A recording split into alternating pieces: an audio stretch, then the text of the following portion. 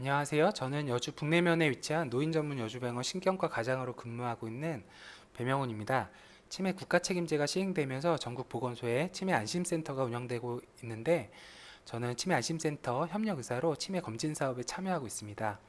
매년 9월 21일은 치매 극복의 날입니다. 매년 다양한 행사가 열리는데 올해는 코로나19의 여파로 축소가 불가피한 상황입니다. 매년 치매 관련 종사자 대상으로 하는 치매 교육을 하는데 올해는 비대면 동영상으로 진행을 하려고 합니다. 세 가지 동영상을 만들었고 이번 동영상은 첫 번째 동영상입니다. 이번 동영상에서는 치매의 용어, 정의, 원인 등을 다루도록 하겠습니다. 딱딱한 파워포인트 형식의 강의 형식입니다. 다소 지루할 수 있지만 여러분 잘 보시고 여러분이 치매 환자를 돌보는데 도움이 되면 좋겠습니다. 개념을 잡는 데 중요한 용어와 관련된 이야기를 해보겠습니다. 먼저 치매는 영어로 디멘시아라고 합니다. 이 단어의 기원은 라틴어에서 유래가 되었는데요. 일단 접두사 D는 박탈, 상실을 뜻합니다. 원래 있었는데 잃어버린 것을 말하고 가운데의 멘트는 우리가 멘탈이 나갔을 때라고 표현할 때 쓰는 그 멘탈입니다. 정신을 뜻하고 전미사인 IA 이하는 상태를 뜻합니다. 그래서 디멘시아는 정신이 나간 상태, 즉 치매를 뜻합니다. 디멘시아와 비슷한 단어로 에이멘시아라는 단어가 있습니다. 이 단어는 접두사 D 대신에 부정을 뜻하는 A가 들어 있습니다. 디멘시아는 정상이던 인지 기능이 저하된 것을 뜻한다면 에이멘시아는 선천적으로 태어날 때부터 인지 저하가 있는 것을 말합니다. 따라서 에이멘시아는 치매가 아니라 선천적인 지적장애를 뜻하며 영어로는 멘탈 리타데이션이라고 부릅니다.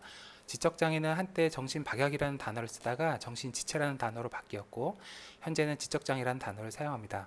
단어 자체가 부정적인 편견을 심어줄 수 있기 때문에 부드럽고 편견 없는 단어로 바뀝니다. 여기서 중요한 것은 치매는 처음에 인지가 정상으로 발달한 사람이 후천적인 원인으로 인지 저하가 발생한다는 부분입니다. 지적장애와 치매의 차이점을 이해하시면 됩니다. 문제는 가끔 지적장애가 있는 사람이 치매가 의심된다며 치매 안심센터를 방문하는 경우가 있습니다. 지적장애 때문에 치매 관련 검사를 하면 결과가 치매가 있는 사람과 사실 차이가 없습니다. 이럴 때 중요한 부분은 이전과 차이가 있는지입니다. 지적장애가 있더라도 이전보다 인지저하가 악화되었고 예전에 잘하던 일이 서툴러진 부분이 있고 시간에 따라 점점 나빠진 양상이라면 지적장애가 있지만 치매 진단도 같이 되는 경우가 있습니다. 용어에 대한 이야기를 더 해보겠습니다. 치매라는 단어는 한자로 어리석을 매로 구성되어 풀이하면 어리석고 바보 같은 사람이란 뜻입니다. 단어 자체가 부정적이다 보니까 흔하게 치매 진단에 대한 강한 거부감, 치매에 대한 부정적인 편견이 생기기 쉽습니다. 이러한 이유로 일본이나 대만에서는 2000년대 초부터 치매라는 단어 대신에 인지증, 실지증이라는 진단명을 사용하고 있습니다. 간질이나 전신분열증도 우리나라에서도 부정적인 의미를 줄이기 위해서 뇌전증, 조현병이라는 단어로 순화해서 사용하고 있습니다. 치매 용어 변경에 대한 설문조사를 2014년 보건복지부에서 시행을 했는데 당시는 지금보다 치매에 대한 인식이 낮을 때여서 그런지 치매 진단을 바꿔야 한다는 의견은 25%에 불과했고 치매라는 병이 부정적인 이유가 질환 자체에 대한 거부감이 원인이지 병명이 부정적이어서 그렇지 않다라고 조사가 되어서 당시 치매 용어 변경을 하지 않고 그대로 치매라는 단어를 사용하고 있습니다. 하지만 치매라는 단어가 워낙 부정적이다 보니까 어느 시점에서 이제 편견이 없는 부정적인 의미가 없는 다른 단어로 치매가 바뀌어서 사용이 되면 좋겠다라는 생각을 해봅니다. 이번에는 치매 환자가 얼마나 많은지에 대해서 살펴보도록 하겠습니다. 인구 고령화로 인해 노인 인구가 늘어나면서 치매 환자도 같이 급격하게 증가를 하고 있습니다. 통계에 따르면 2019년도에는 78만 명의 치매 환자가 있었는데 30년이 지난 2050년에는 300만 명에 가까운 치매 환자가 발생할 것으로 예상이 됩니다. 2020년 현재 5,178만 명의 총 인구수 중에 치매를 앓는 환자 78만 명을 대입을 하면 약 1.5%의 인구가 치매를 갖고 있는 것으로 나타나는데 2050년도에는 총 인구가 줄고 노인 인구는 40%까지 늘어나면서 치매 환자의 비율은 총 인구의 6.3%까지 치솟을 것으로 예상이 됩니다. 결국 경제 활동을 하는 생산 가능 인구는 줄어들고 젊은 층이 부양해야 할 고령 인구가 늘어나기 때문에 사회 전반의 활력이 감소할 것으로 예상되며 이 부분을 어떻게 잘 극복해야 하는지는 향후 우리나라뿐만 아니라 전 세계가 풀어야 할 어려운 숙제라고 할 수 있겠습니다. 거시적 관점에서 살펴봤고 여주시에서 살펴보면 우리 여주시 인구는 대략 10만 명입니다. 그 중에 노인 인구의 비율은 17% 정도 되고 그 노인 인구의 10.9%가 치매로 예상을 하면 대략 2,427명의 치매 환자가 있을 것으로 추정이 되고 있습니다. 치매가 사회적 문제인 이유에 대해서 알아보도록 하겠습니다. 치매 환자 한 명을 돌보는 데 드는 치매 관리 비용은 1년에 환자 한 명당 평균 2,073만 원이 소요됩니다. 치매가 경증일수록 이 비용은 적게 들고 중증 치매인 경우 배로 늘어납니다. 따라서 치매를 조기 발견하여 빨리 관리하고 치매 진행을 늦춤으로써 치매 관리 비용을 낮출 필요가 있습니다. 2019년 치매 환자를 돌보는 데 든 총 비용은 16조 원이 들었고 2050년에는 43조로 늘어날 것으로 추정됩니다. 나라와 사회에 치매 환자가 부담이 되는 것은 사실이지만 국민, 특히 사회적 약자인 치매 환자 가족들을 돌보는 것은 국가의 당연한 역할일 것입니다. 경제 발전이 잘 되어서 30년 후에도 43조 되는 치매 관리 비용을 쉽게 감당할 수 있는 대한민국이 되기를 바랍니다. 비용도 많이 들지만 정신적인 스트레스도 큽니다. 치매 어르신을 직접 돌보는 보호자는 그렇지 않은 보호자에 비해 우울이나 불안 등의 정신질환이 생길 확률이 1.5배 더 많다고 합니다. 치매 환자의 가족들이 큰 간병 부담을 갖기에 국가에서 이를 줄여주기 위한 공적인 조호 서비스가 있는데 바로 장기요양보험입니다. 2008년도부터 운영되고 있고 몸이 건강한 치매 환자를 위한 치매 특별등급 2014년도에 신설되었고 아주 경증 치매 환자를 위한 인지지원 등급이 2017년도에 신설되면서 여러 혜택이 점점 확대되고 있습니다. 더 이상 치매 환자를 돌보기 위해 자식들 중 하나가 본업과 사회생활을 포기하고 우울증을 감수하면서 치매 환자를 돌보지 않아도 어느 정도 나라에서 잘 돌봐줄 수 있는 사회적 장치가 마련된 것입니다. 현재 약 30만 명이 이용하고 있고 추후 치매 환자가 증가하면서 이용자 수도 크게 늘어날 것으로 추정됩니다. 치매의 정의에 대해서 알아보도록 하겠습니다. 치매는 정상적으로 생활해 오던 사람이 이 부분은 선천적인 지적 장애와 치매를 구별해야 한다는 뜻입니다. 후천적으로 다양한 원인으로 인해 이 부분은 치매는 원인이 분명한 질병이지 나이가 들면서 자연스럽게 발생하는 노화 과정이 아니라는 뜻을 포함하고 있습니다. 치매를 정상 노화 과정으로 생각하게 되면 치매가 발생했을 때 병원을 잘 방문하지 않게 됩니다. 치매는 노화가 아니라 검사와 치료가 필요한 하나의 질병임을 명시하셔야 됩니다. 기억, 언어 판단, 수행, 집중력의 인지 기능이 떨어져서 치매의 핵심 증상은 바로 인지 기능의 저하입니다. 일상생활에 상당한 지장이 나타나는 상태를 치매라고 합니다. 이 부분은 인지기능 저하가 일상생활에 지장을 발생할 정도로 심해야 치매 진단이 된다는 것이고 만약 인지저하가 있으나 일상생활에 지장을 줄 정도가 아니라면 이는 치매라고 할 수가 없고 치매 전 단계인 경도인지 장애 단계일 것입니다. 경도인지 저하는 다음 슬라이드에서 살펴보도록 하겠습니다. 4줄짜리 긴 한 문장에 치매가 어떤 병인지 특징을 잘 내포하고 있습니다. 위의 문장을 짧게 요약한다면 일상생활에 지장이 있을 정도로 인지 저하가 있는 상태라고 할 수 있을 것입니다. 방금 말씀드린 경도 인지 저하에 대해 살펴보도록 하겠습니다. 영어로는 Mild Cognitive Impairment, 약어로 MCI라고 잘 씁니다. 인지 저하가 뚜렷이 검사나 증상을 통해 확인이 되었는데 일상생활이나 사회생활에 지장이 없는 상태를 경도인지 저하라고 합니다. 이전보다 같은 일을 하는데 더 오래 걸리거나 실수가 반복되더라도 독립적으로 일상생활을 할 수 있다면 이 경도인지 저하군에 해당이 됩니다. 경도인지 저하는 치매와 정상, 경계에 해당이 되고 치매로 진행될 확률이 1년 기준 10%에서 15%, 정상인인 2%보다 높아 치매의 고위험군 또는 치매 전 단계라고도 합니다. 치매 검사를 해서 경도인지 저하로 나온 경우 여러 지적인 활동, 운동 등 건강한 생활 습관을 유지하는 것이 중요한데 이때 경도인지 저하 진단을 받은 환자와 가족들에게 약간의 경각심을 불러일으키기 위해서 경도인지 저하 단계는 치매 고위험군, 치매 전 단계, 치매 발생 직전이라고 표현을 다소 과장을 섞어서 경각심을 불러일으키기도 합니다. 경도인지 저하군 장기 추적 시 6년이 지난 시점에서 80%의 환자가 치매로 진행되었다라는 연구 결과도 있습니다. 경도인지 저하군은 실제로 인지기능 검사를 했을 때 인지 저하가 객관적으로 확인이 됩니다. 기억상실증 영어로 암네지아라고 하는데 건망증, 즉 기억저하가 주를 이루는 경도인지 저하를 암네스틱 MCI, 기억상실형 MCI라고 하고 추후 알츠하이머 치매로 진행될 가능성이 높습니다. 반대로 기억력은 정상인데 판단력이나 언어 능력의 인지 저하가 주가 되는 MCI를 Non-amnestic MCI, 비기억 상실형 경도인지 저하라고 하고, 추후 파킨슨병 치매, 전두 축도 치매 같은 알츠하이머 치매가 아닌 다른 유형의 치매가 될 가능성이 높습니다. 치매를 유발하는 원인 질환은 매우 다양하게 있습니다. 다음 표와 같은데요. 우리가 많이 알고 있는 알츠하이머병, 혈관성 치매 외에도 다양한 원인으로 뇌가 손상되면서 치매가 유발될 수가 있습니다.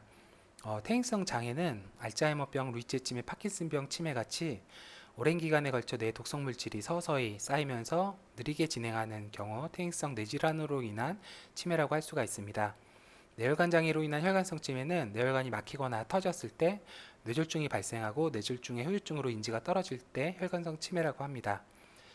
우리 몸에 대사에 문제가 생겼을 때도 치매가 올 수 있습니다. 저산소증, 저혈당, 간성 뇌병증, 요독증 같은 경우 뇌가 손상을 받으면서 치매가 올 수가 있고, 크로이츠펠트 야구병, 광우병이라고 알려져 있죠. 후천성 면역 결핍증, 뇌염, 수막염, 신경매독 같이 외부에 있는 바이러스나 세균으로 인한 뇌 감염으로도 뇌가 손상되고 치매 증상이 나타날 수 있습니다. 약물 중독, 중금속 중독 같은 중독성 장애로 인해서도 치매가 발생을 할 수가 있고요. 뇌세포가 활동하는데 꼭 필요한 필수 비타민이 결핍될 때, 또 엽산 결핍이나 비타민 B12 결핍으로도 치매가 유발될 수가 있습니다. 그리고 물리적 충격으로 뇌가 손상됐을 때도 당연히 치매 증상이 남을 수가 있고, 우울증, 정상압수두증, 뇌종양 같은 여러 가지 또 기타 질환에 의해서도 치매가 나타날 수 있습니다. 따라서 치매 환자를 보게 되면은 치매가 있구나 에서 끝나는 게 아니라 치매 환자가 있는데 그 환자의 치매를 유발하는 원인이 뭘까까지 여러분이 관심을 가지시면 좋을 것 같습니다. 알츠하이머 치매와 혈관성 치매가 아주 많은데요. 치매의 원인별 종류의 구성을 보면 치매를 유발하는 원인은 아주 많지만 그중 69%가 알츠하이머형 치매, 혈관성 치매가 21%로 알츠하이머 치매와 혈관성 치매가 90%를 해당하게 됩니다. 따라서 알츠하이머 치매와 혈관성 치매만 잘 알아도 전체 치매 환자의 90%는 이해를 할 수 있는 것이죠. 그래서 이번 시간에는 알츠하이머 치매와 혈관성 치매에 대해서 살펴보도록 하겠습니다. 알츠하이머 치매에 대해서 유래에 대해서 알아보도록 하겠습니다. 사진에 보이는 왼쪽에 보이는 사람이 아우스테 데터라는 알츠하이머 치매를 앓았던 사람이고, 오른쪽은 그 환자를 담당했던 알츠하이머를 발견한 알로이스 알츠하이머 정신과 의사입니다. 환자는 40세부터 증상이 시작됐고, 피해망상, 기억력 저하, 집안일에 관심이 없고, 물건을 감추거나 대화가 안 되고 밤에 소리를 지르는 증상들이 있었고, 1901년 51세가 되었을 때 남편에 의해서 프랑크푸르트 정신병원에 입원을 하게 됩니다. 그리고 거기서 알로이스 알츠하이머를 주치의로 만나게 됩니다. 점점 증상이 심해졌고, 심해지는 증상을 자세하게 기록을 합니다. 그리고 병원비가 부담이 되어 좀 더 저렴한 병원으로 옮기기를 보호자가 원했는데, 죽고 나서 뇌조직을 부검을 통해서 뇌조직 검사를 하게 하는 대가로 프랑크푸르트 정신병원에 오래 입원을 할 수 있도록 알츠하이머 박사가 도와줍니다. 그리고 환자는 1906년 폐렴과 폐혈증으로 사망을 하게 됩니다. 환자가 죽고 나서 뇌 조직 검사를 시행을 합니다. 그리고 뇌 조직 검사 결과와 증상을 자세하게 학회 보고를 합니다. 1906년도였고요. 1910년도에는 이제 알츠하이머 박사의 스승이 책을 냈는데, 그 책에서 그 질환을 제자의 업적을 기리면서 알츠하이머 병이라고 명명을 하게 되면서 이때부터 알츠하이머 병이라는 용어가 실제로 사용이 됩니다. 뇌조직 검사에서 보이는 이상 소견이 알츠하이머를 설명하는 중요한 병태 생리가 됩니다. 알츠하이머 치매 환자의 뇌를 현미경으로 관찰해 보면 정상 뇌에는 보이지 않는 두 가지가 관찰됩니다. 하나는 노인성 반점이고 하나는 신경섬유 다발인데, 노인성 반점은 아밀로이드 반이라고도 하는데, 설명에서와 같이 뇌세포가 활동과 대사를 하는 과정에서 비정상적인 베타 아밀로이드 단백질이 생깁니다. 이 아밀로이드 단백질은 몸 밖으로 배출되지 않고 뇌에서 쌓이면서 여러 가지 안 좋은 염증 반응을 유발, 세포를 망가뜨리게 됩니다. 신경 섬유 매듭이란 세포의 뼈대를 이루는 구성 물질 중에 타우 단백질이 있는데, 이 단백질의 변성이 오면서 세포 뼈대가 망가지면서 세포가 망가지는 현상이 관찰이 됩니다. 따라서 알츠하이머 치매라는 병은 정확한 원인은 알 수 없지만 세포 단위의 작은 독성 물질이 오랜 기간 약 15년 이상 쌓이면서 뇌가 서서히 망가지고 퇴행하는 병이라는 것을 알 수가 있습니다. 아밀로이드 반이나 신경 섬유 매듭 같은 용어는 기억을 안 하셔도 됩니다. 대신 독성 물질이 오랜 기간 쌓이면서 진행되는 병이기 때문에 알츠하이머 치매는 진행이 느리다라는 걸 알고 계셔야 되고, 아직까지 아밀로이드 반이나 신경 섬유 매듭을 줄이는 치료법이 없기 때문에 치매는 멈추지 않고 꾸준히 악화되는 병이라는 걸 기억하시면 될 것 같습니다. 뇌가 퇴행하거나 손상되어 나타나는 증상이 치매이기 때문에 아주 간단하게 뇌에 대해서 살펴보도록 하겠습니다. 뇌는 크게 대뇌, 중뇌, 연수, 소뇌, 간뇌 등으로 나눌 수 있는데, 이 중에 알츠하이머 치매는 대뇌가 퇴행하는 병입니다. 대뇌가 망가지지 않으면 치매 증상은 발생하지 않습니다. 중뇌, 연수, 간뇌, 소뇌 등은 호흡, 생명, 소화, 호르몬 조절, 체온, 식욕, 평형 감각 등 인간이기 전에 동물로서 생존에 필요한 기능들을 주로 담당하는 부위고, 이 부위는 다른 동물들의 뇌에서도 잘 발달되어 있습니다. 동물과 사람을 구별하는 고등인지 기능은 바로 대뇌에서 차이가 납니다. 대뇌의 겉껍질인 대뇌 피질에 동물보다 월등히 많은 뇌세포가 매우 복잡한 신경망을 이루면서 고차원적인 생각을 할 수가 있습니다. 대뇌 피질은 크게 네 부분으로 나눕니다. 정밀하게 하면 50여 부분으로 또 나눌 수 있지만, 크게 네 부분으로 나누면 전두엽, 누정엽, 측두엽, 후두엽으로 나눌 수 있습니다. 전두엽은 앞쪽에 있는 가장 큰 부위고, 생각하고 판단하고 움직이는 뇌라고 생각하면 됩니다. 두정엽은 머리 위쪽에 있으며 주로 감각을 느끼고 해석하는 역할, 공간을 파악하는 역할을 합니다. 축두엽은 뇌의 바닥과 양옆을 담당하는데, 축두엽 안쪽에는 해마라는 단기 기억이 형성되는 부분이 있고, 알츠하이머 치매에서는 이 해마가 가장 먼저 손상이 되기 때문에 단기 기억 저하가 첫 번째 증상으로 나타납니다. 기억, 학습, 언어, 청각, 후각 등을 축두엽이 담당을 합니다. 후두엽은 시각을 담당합니다. 눈이 이상이 없는데 후두엽이 망가지게 됐을 때 보는 데 이상이 생기거나 본 것을 해석하는 데 문제가 생기기도 합니다.